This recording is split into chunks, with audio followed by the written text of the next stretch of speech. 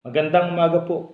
Kung makikita mo ang ilawan sa mga palad, ito ay nagsisimbolo ng pag-asa. Pag-asa na nagmumula sa ating malalim na kaugnayan sa Diyos. Kung tayo ay mayroong malalim na kaugnayan sa Diyos, ay masasabi natin ang katulad ng sinabi ni Haring David sa Aklat ng Awit 27:1. Ganito po ang mababasa.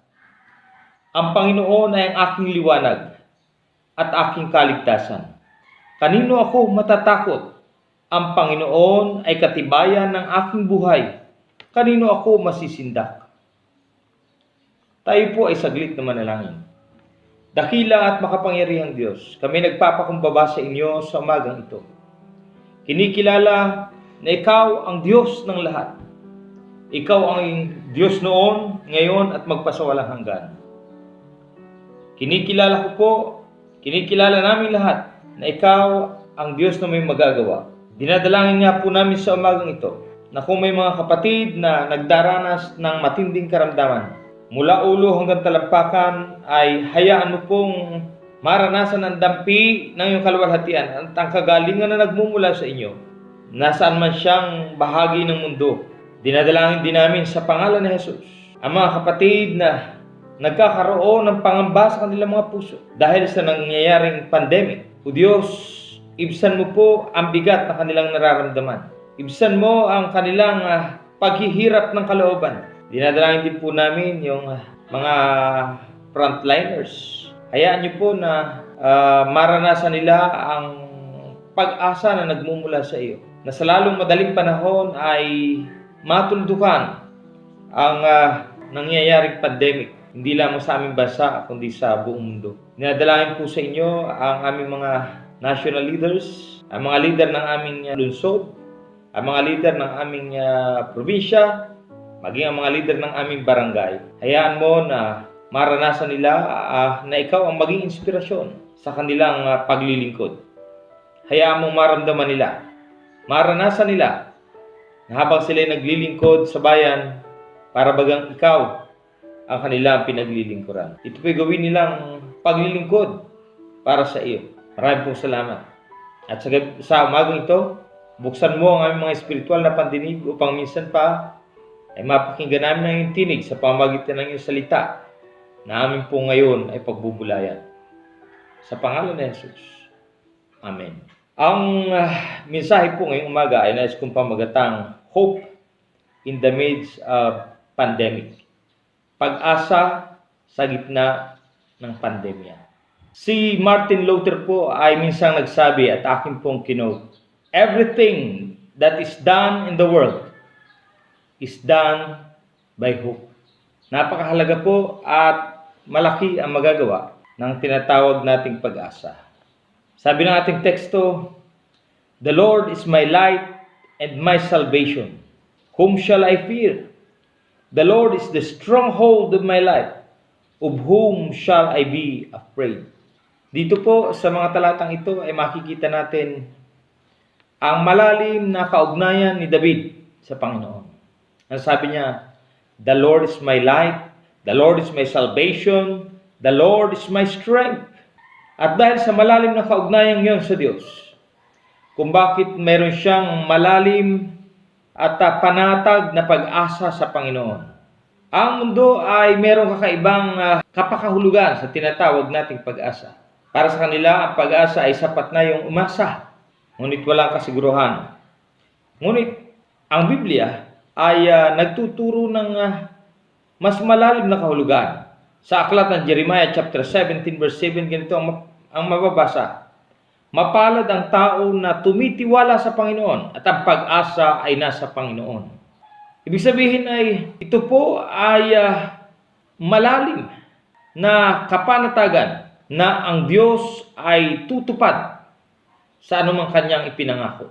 Sa umaga pong ito ay may tatlong katangian ng Diyos na nagbibigay sa atin ng pag-asa sa gitna po ng pandemya na ating pinagdaraanan. Lahat tayo ay apektado nito. Ano po? Ngunit sa liwanag ng salita ng Diyos, hayaan yung makita natin ang tatlong katangian ito ng Diyos na maging dahilan upang tayo magkaroon malalim at panatag na pag-asa sa ating Diyos, kagaya ng pag-asa ni David. Ang una ay isang katangian ng Panginoon ay siya ay liwanag. Sabi ni David, "The Lord is my light." Ang Diyos ang aking liwanag. At bilang liwanag, God delivers His people from darkness. Bilang liwanag, tayo ay iniligtas ng Panginoon mula sa kadiliman. Ang wika ng Colosas Kapitulo 1, versikulo 13 ay ganito, "Iniligtas niya tayo sa kapangyarihan ng kadiliman at inilipat sa kaharian ng kanyang minamahal na anak." Ang Diyos bilang liwanag ay tayo ay iniligtas mula sa kadiliman.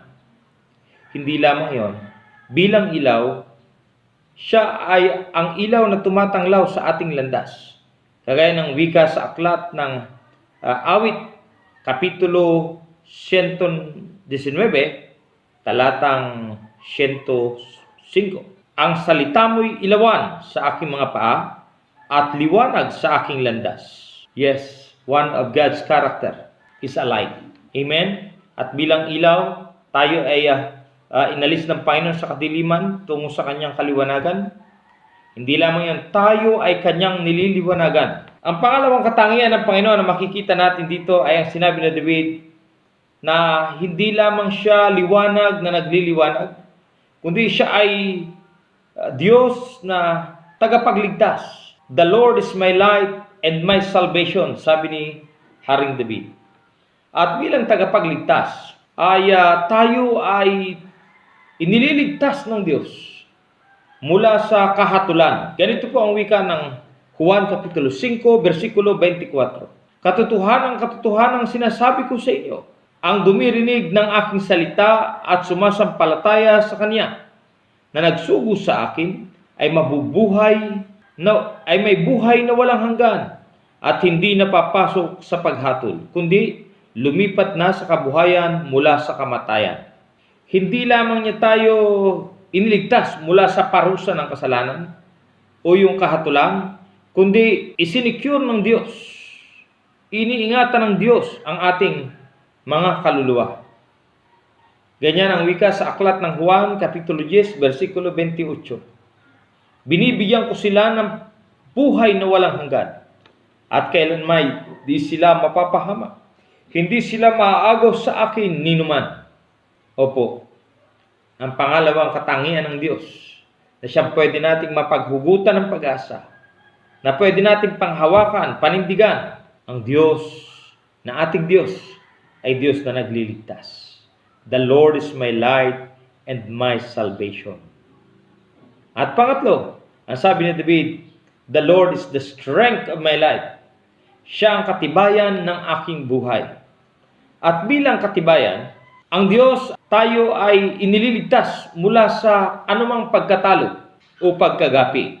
Ganyan ang deklarasyon ng Panginoong Hesus sa aklat ng unang Korinto Kapitulo 15, talatang 57. "Magpasalamat tayo sa Diyos na nagbibigay sa atin ng tagumpay sa pamamagitan ng ating Panginoong Hesukristo." Purihin ang Diyos. Ibig sabihin ay sigurado na ang ating tagumpay. Tayo ay inililigtas ng Panginoon sa anumang klaseng pagkatalo, pagkagapi ng ating kaaway na dyablo. At hindi lamang yon, God guarantees our success. Ginagarantiyahan ng Diyos ang ating pagtatagumpay. Sa aklat ng pangalawang Korinto Kapitulo 2, talatang 14, ganito ang wika ni Apostol Pablo, "Ngunit salamat sa Diyos at lagi niya tayong isinasama sa parada ng tagumpay ni Kristo dahil sa ating pakikipag-isa sa Kanya." Ang Diyos ay ginagarantiyahan niya ang ating tagumpay. At yan ang wika ni Apostol Pablo. Salamat sa Diyos sapagkat lagi niya tayong isinasama. Hindi niya tayo iniitsapwera. Isinasama niya tayo sa parada ng tagumpay ni Kristo. At nangyayari ito kung tayo ay nakikipag-isa sa Panginoon o kung tayo ay mayroong malalim na kaugnayan sa Diyos. Kaya hangarin natin na magkaroon ng malalim na kaugnayan sa Panginoon upang masabi natin kagaya ni Haring David, "The Lord is my light and my salvation. Whom shall I fear? The Lord is the stronghold of my life. Of whom shall I be afraid?" Ang Panginoon ang liwanag ng aking kaligtasan. Kanino ako matatakot? Ang Panginoon ay katibayan ng aking buhay. Kanino ako masisinda? Ibig sabihin, kung ang Diyos ang ating liwanag, hindi tayo matatakot sa dilim. Kung ang Diyos ang ating kaligtasan, nasisiguro natin na tayo kanyang iingatan. Kung ang Diyos ang siyang ating matibay na moob, ang ating kalakasan, tihong tayo ay magtatagumpay at kagaya ng sinasabi ng salita ng Diyos, gaya ng deklarasyon ni Apostol Pablo, hindi niya tayo itsapwera, lagi niya tayong isasama sa parada ng tagumpay. Nawa, sa pamagitan ng ating pakikipag-isa sa Panginoon, o sa pamagitan ng ating malalim na kaugnayan sa Diyos, maranasan natin na lagi tayong isama sa parada ng tagumpay ni Kristo dahil sa ating pakikipag-isa sa Kanya. Dahil sa ating pagnanais na mangyari ang Kanyang kalooban sa ating mga buhay. At dahil kilala natin ang Diyos, hindi tayo dapat matakot sa kaaway kahit na po sa gitna ng pandemic o anumang kapighatian ang ating pinagdaraanan. Bakit? Sapagkat walang maaaring maipantay sa kapangyarihan ng ating Diyos. Therefore, wala tayong dapat na ikatakot. Magkakaroon tayo ng tinatawag na pag-asa kahit na sa gitna ng ating tinatawag na nararanasan ngayon na pandemya. Kung kanya nga sa oras na ito, nais kong hamunin ang bawat isa.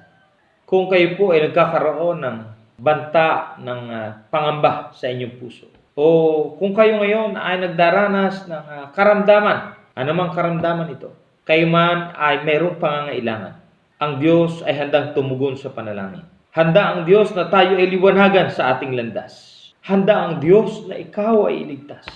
Nakahanda ang Diyos na ikaw ay bigyan ng lakas na kailangan mo upang patuloy mong maranasan ang katagumpayan na nagmumula sa Panginoon. Ang katagumpayan na dulot ng sakripisyo ng Panginoon Jesus para sa atin. Ang sabi ng salita ng Diyos, we are more than conqueror through our Lord Jesus Christ. Ang Panginoon Jesus ay nagtagumpay 2,000 taon ng mahigit na nakalilipas sa krus ng Kalbaryo. At dahil doon, pihong kung tayo nakipag-isa sa Panginoon, mararanasan natin ang pagliliwanag ng Diyos sa ating buhay, sa ating trabaho, sa ating kalusugan, sa ating mga pangarap, sa ating pamilya.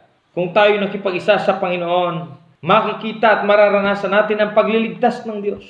Mararanasan natin ang kalakasan na nagmumula sa Panginoon. Kahit ang mga kabataan ay nauubusan ng lakas, pero sila na nagtitiwala sa Panginoon ay magkakaroon ng panibagong sigla. Ang sabi ng Jeremiah chapter 17 verse 7, mapalad ang tao na tumitiwala sa Panginoon at ang pag-asa ay nasa Panginoon. Kapatid, kung ang pag-asa mo ay nasa Panginoon, dulot ng iyong malalim na kaugnayan sa Diyos, mapalad ka sapagkat mayroon kang pag-asa sa gitna ng pandemya. Tayo po ay manalangin. Dakila at mapagpalang Diyos, kami minsan pang nagpapakumbaba sa inyo. Itinataas ang mga kapatid na nangangailangan ng iyong gabay, ng iyong pagliliwanag. Hayaan mo na sa kanilang mga decision making, maranasan po ang iyong pagliliwanag, Panginoon, ang iyong gabay, ang iyong tulong. Sila po na nangangailangan ng pinansyal na pangangailangan. Ang dalangin ko'y magbukas ka ng mga kamay para sa kanila. O Diyos, sila po, Panginoon, na nangangailangan ng iyong pabor. Hayaan mo, Panginoon, na magsugo ka ng mga tao, Panginoon, na sa anumang paraan ay maging channel ng iyong blessing, ng iyong pabor, Panginoon, sa kanilang buhay. O Diyos, hayaan mo, Panginoon, na sila ay magkaroon ng positibong kaisipan. Hayaan mo, Panginoon, na magkasunod sila ng malalim na pag-asa sa iyo. Panginoon, hayaan mo makita nila ang iyong pagliligtas. Dakilang Diyos, hayaan mo, Panginoon, na mula sa iyo, sila kay makahugot ng lakas, Panginoon. Salamat po, Panginoon. Lakas upang pagtagumpayan anumang kapighatian na kanilang nararanasan. lakas, Panginoon, upang kanila mapagtagumpayan anumang kanilang pinagdadaanan. Sila po na may karamdaman na iyong pagalingin. Sila na mayroong pangailangan ay abutin mo, Panginoon. Sila na nanghihina ay palakasin mo, Diyos. At hayaan mo, Panginoon, sa oras na ito, bilang iyong lingkod, sila na nanonood, Panginoon, na ngayon ay mayroong karamdaman. Aking inaangkin ang kagalingan na nagmumula sa iyo. Sa pangalan ni Jesus, dahil sa iyong mga latay kami nagsigaling. Salamat po sa kagalingang espiritual at maging sa kagalingang pisikal. Salamat po. Ito ang aming panalangin sa pangalan ni Jesus. Amen.